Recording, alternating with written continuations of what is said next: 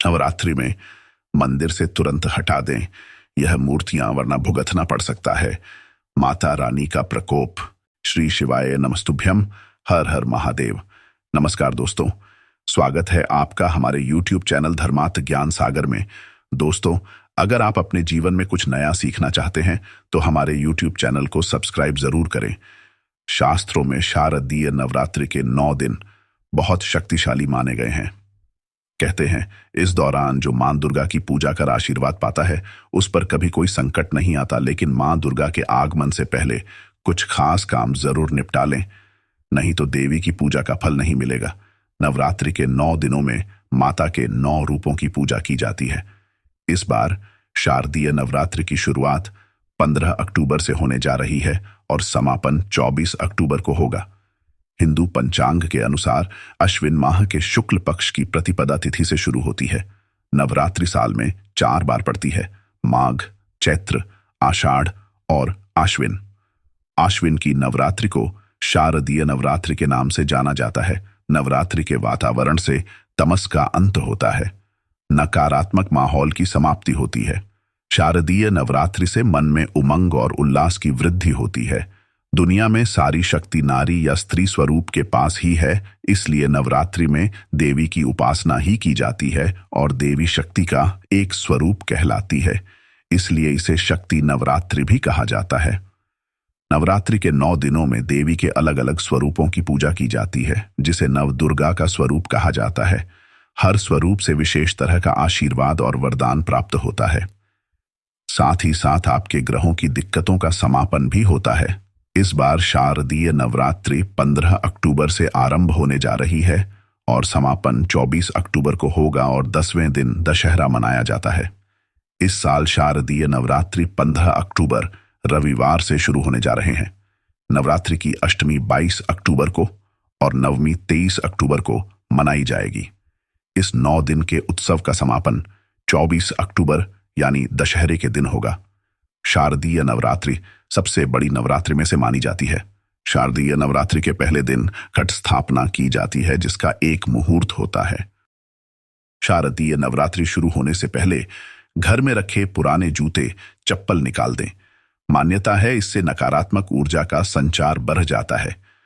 गंदगी फैलती है और मां दुर्गा वहां वास नहीं करती जहां गंदगी हो। माता के आने से पहले घर के अच्छी तरह साफ करें, धूल हटाएं। घर में रखा तामसिक भोजन हटा दें। मदिरा भूलकर भी घर में न रखें। इस चीजों के घर में होने से मां दुर्गा चौखट से लौट जाती है। व्रती की 9 दिन की पूजा पाठ व्यर्थ चली जाती है। देवी के स्वागत में घर के मुख्य द्वार पर कुमकुम से स्वास्तिक बनाएं और नवरात्रि के पहले दिन रंगोली से घर को सजाएं। कहते हैं इससे मां दुर्गा बेहद प्रसन्न होती है, परिवार पर असीम कृपा बरसाती है।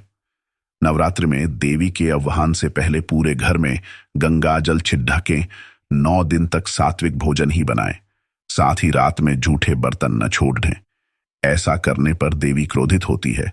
नवरात्रि में वैसे तो 9 दिनों तक बिना अन्न खाए सिर्फ फल खाकर उपवास करने का विधान है, लेकिन इतने कठिन नियम पालन नहीं हो सकते तो दूध और फलों का रस पीकर भी व्रत किया जा सकता है। इतना भी न किया जा सके तो एक वक्त खाना खाकर व्रत कर सकते हैं, या पूरे 9 दिनों तक बिना नमक का भोजन करने का भी नियम ले सकते हैं। नवरात्रि में व्रत उपवास के दौरान लहसुन, प्याज, तंबाकू, सिगरेट, पान मसाला और किसी भी तरह का नशा नहीं करना चाहिए। इन दिनों गुस्सा करने और झूठ बोलने से भी बचना चाहिए। इन नियमों को ध्यान में रखकर व्रत किया जाना चाहिए। बीमार, बच्चे और बूढ़े लोगों को व्रत नहीं करना चाहिए। साथ ही जिन लोगों को देर रात तक जागना पड़ रहता है या डिस्टर्ब रूटीन वालों को भी व्रत करने से बचना चाहिए। नवरात्रि उत्सव देवी अम्बा शक्ति का प्रतिनिधित्व है। वसंत की शुरुआत और शरद ऋतु की शुरुआत जलवायु और सूरज के प्रभावों का महत्वपूर्ण संगम माना जाता है। ये 2 समय में मां दुर्गा की पूजा के लिए पवित्र अवसर माना जाता है। त्योहार की तिथियां चंद्र कैलेंडर के अनुसार निर्धारित होती हैं। नवरात्रि पर्व मां दुर्गा की अवधारणा, भक्ति और परमात्मा की शक्ति की पूजा का सबसे शुभ और अनोखा अवधि माना जाता है। यह पूजा वैदिक युग से पहले प्रागैतिहासिक काल से चला आ रहा है। आर्षि के वैदिक युग के बाद से नवरात्रि के दौरान की भक्ति प्रथाओं में से मुख्य रूप गायत्री साधना का है। दोस्तों, अब आपको बताते हैं अपने मंदिर में किस प्रकार की मूर्तियां नहीं रखनी चाहिए। मंदिर में कभी भी फटी पुरानी मूर्तियां नहीं रखनी चाहिए और फटी पुरानी पुस्तक भी नहीं रखनी चाहिए।